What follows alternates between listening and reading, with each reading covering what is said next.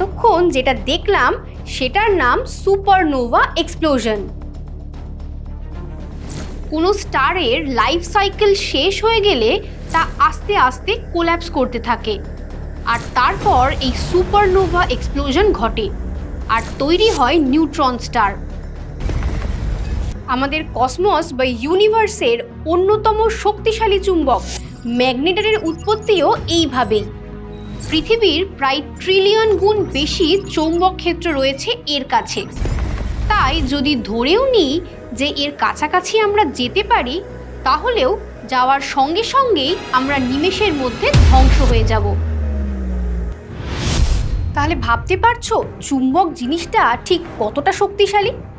আচ্ছা, চুম্বক আসলে কি বা এর বৈশিষ্ট্য? চলো এর হিস্ট্রিটা আগে ছোট করে তোমাদের বলে দিই।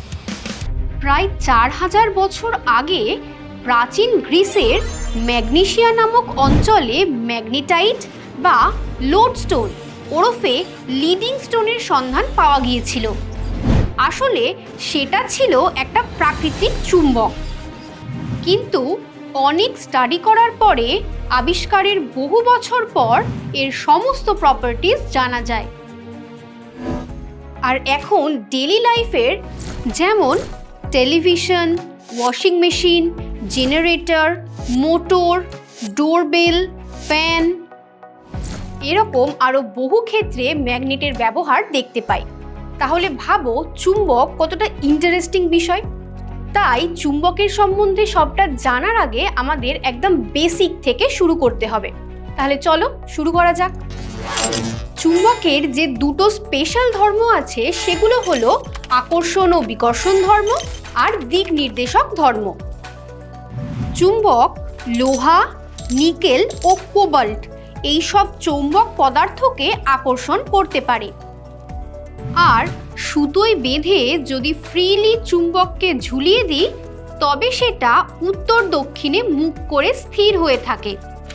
যে মেরুটা ভৌগোলিক উত্তর দিকে থাকে সেটা উত্তর মেরু, আর যেটা দক্ষিণ দিকে মুখ করে থাকে সেটা দক্ষিণ মেরু। ম্যাগনেটাইজেশন প্রসেসে চৌম্বক পদার্থকে আর্টিফিশিয়ালিও চুম্বকে পরিণত করা যায়, যেমন single touch method, double touch method, কখনো আবেশের দ্বারা, আবার কখনো তড়িৎ পাঠিয়ে। আবার নিজেদের প্রয়োজনে বা বিভিন্ন পরীক্ষা নিরীক্ষা করার জন্য আমরা বিভিন্ন শেপের ম্যাগনেট যেমন দণ্ডচুম্বক, চুম্বক শলাকা, অশ্বক্ষুরাকৃতি চুম্বক, ডাম্বল শেপ চুম্বক ব্যবহার করে থাকি। অ্যাকচুয়ালি চুম্বকের মাঝের অংশে কোনো রকম আকর্ষণ বিকর্ষণ বল কাজ করে না, তাই একে উদাসীন অঞ্চল বলে। চুম্বকের দুটো এন্ড পার্টে মানে নর্থ পোলে আর সাউথ পোলে এই বল কাজ করে। একটা চুম্বকের নর্থ পোলকে একটা চুম্বক শলাকার নর্থ পোলের কাছাকাছি আনা হলে শলাকাটি দূরে সরে যায়, কিন্তু যদি সাউথ পোলকে কাছে আনা হয় তাহলে দেখব শলাকাটি চুম্বকের কাছে সরে আসছে। এর মানে চুম্বকের বিপরীত মেরু পরস্পরকে আকর্ষণ করে আর সমমেরু পরস্পরকে বিকর্ষণ করে। চুম্বক একটা চৌম্বক পদার্থকেও আকর্ষণ করে, আবার অন্য চুম্বকের বিপরীত মেরুকেও আকর্ষণ করে, তাই না? তাই এই আকর্ষণ বলের মাধ্যমে কোনটা চুম্বক আর কোনটা চৌম্বক পদার্থ সেটা আইডেন্টিফাই করা খুব মুশকিল।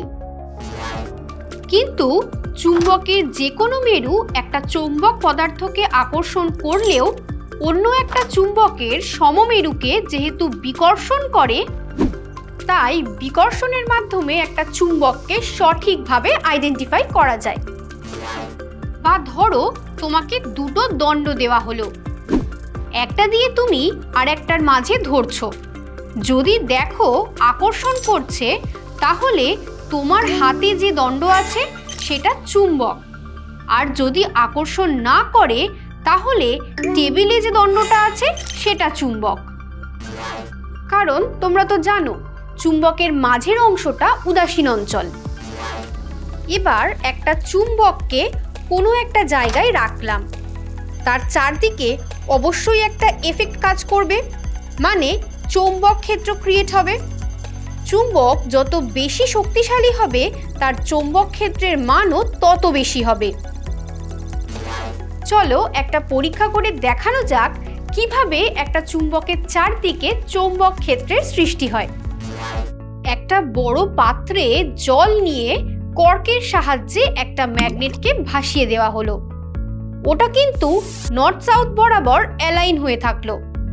এবার একটা লম্বা বাট উইক চুম্বক শলাকাকে এমনভাবে একটা কর্কের মধ্যে ঢুকিয়ে জলে ভাসিয়ে দেওয়া হলো যাতে নর্থ পোলটা জলের সামান্য উপরে থাকে আর সাউথ পোলটা জলের ভেতরে। এখন সাউথ পোলের এফেক্টিভ পাওয়ারটা একটু হলেও কমে গেল, তাই আমরা ধরে নিতে পারি এখন নর্থ পোলটা একটা আইসোলেটেড মোনোপোল হিসেবে কাজ করছে।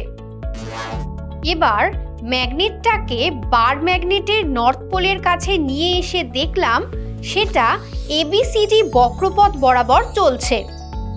এই রকম বক্রপথে প্রত্যেকটা পয়েন্টে ট্যানজেন্ট ড্র করলে নর্থ পোলটার মুভমেন্টের ডিরেকশনটা জানতে পারবে। আচ্ছা, এরকম কার্ভ পথ কেন হচ্ছে বলো তো? অ্যাকচুয়ালি নর্থ পোলকে বিকর্ষণ করছে আর সাউথ পোল লেস এফেক্টিভ হলেও একটা উইক অ্যাট্রাকটিভ ফোর্স অ্যাপ্লাই করছে। এইভাবে দুটো পোলের দুটো বিপরীতধর্মী ফোর্সের রেজাল্টেন্ট ফোর্সের দিক বরাবর শলাকাটা চলতে থাকবে। আর এই কারণেই আমরা চুম্বকের চারদিকে অনেকগুলো লাইন কল্পনা করে নিই, যেগুলো উত্তর মেরু থেকে শুরু হয়ে দক্ষিণ মেরুতে গিয়ে শেষ হয়। এদেরকে আমরা চৌম্বক বলরেখা বলি। এই রেখাগুলো কিন্তু সম্পূর্ণ কাল্পনিক, শুধুমাত্র চৌম্বক ক্ষেত্র বোঝানোর জন্য এদেরকে ড্র করা হয়। বলরেখা যত ঘন হবে বুঝবে ম্যাগনেটিক ফিল্ড ততটাই স্ট্রং। এরকম দুটো বলরেখা কখনোই পরস্পরকে ছেদ করে না, কারণ বলরেখার উপর ট্যানজেন্টের ডিরেকশন কোনো শলাকার গতির ডিরেকশনকে বোঝায়। আসলে এই পয়েন্টে এই বলরেখার জন্য গতির অভিমুখ হবে এই দিকে, আবার এই বলরেখার জন্য গতির অভিমুখ হবে এই দিকে।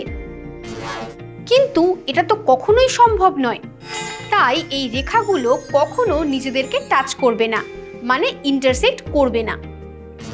এবার আমি বলরেখাগুলোর পারপেন্ডিকুলারে দুটো পয়েন্টে দুটো তল ইমাজিন করলাম।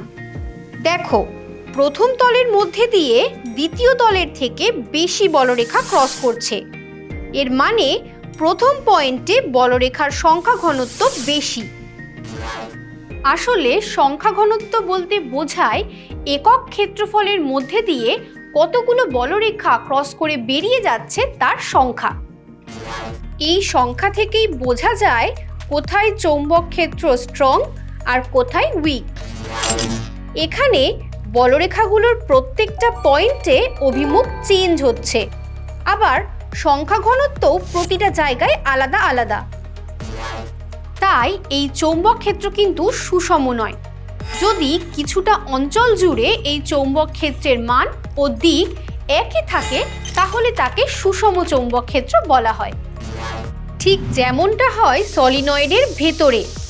এখানে সাউথ পোল থেকে নর্থ পোলের দিকে প্যারালালি বলরেখাগুলো চলতে থাকে এবং একটা ক্লোজ লুপ তৈরি করে। আজকের ক্লাসে চুম্বকের ছোট ছোট বেসিক প্রপার্টিগুলো নিয়ে তোমাদের সঙ্গে আলোচনা করলাম। আস্তে আস্তে তোমরা এই চুম্বক সম্পর্কে আরও ডিটেলসে এবং চুম্বকের বিভিন্ন প্রপার্টি সম্পর্কে আরও ইলাবোরেটলি জানতে পারবে।